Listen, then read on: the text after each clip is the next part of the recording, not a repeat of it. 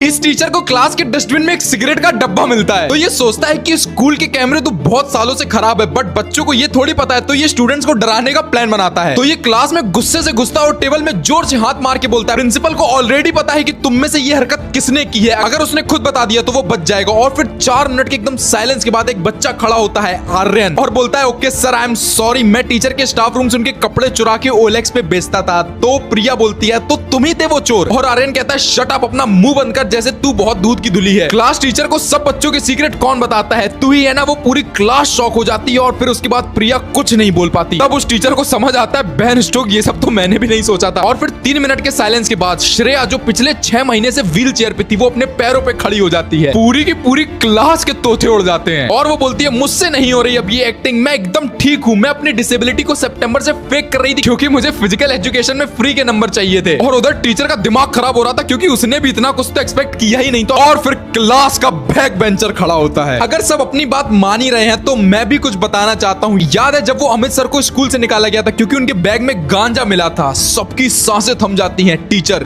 क्या वो तुम्ही ने रखा था? यप, क्योंकि उन्होंने मुझे हर पेपर में डी ग्रेड दिया था। मैं बस उन्हें क्लास से निकालना चाहता था, बट मुझे नहीं पता था बेन स्टोक्स उन्हें स्कूल से निकाल दिया जाएगा। और फिर टीचर गुस्से में आके फाइनली वो सिगरेट्स का डब्बा निकालता है और पूछता है, ये बताओ किसका है। और जब सब बच्चे ध्यान से उसे देखते हैं तब पता चलता है कि वो आर्टिफिशियल सिगरेट थी, बट उस नकली सिगरेट ने एक पूरी की पूरी क्लास की पोल खोल दी और उन सब बच्चों को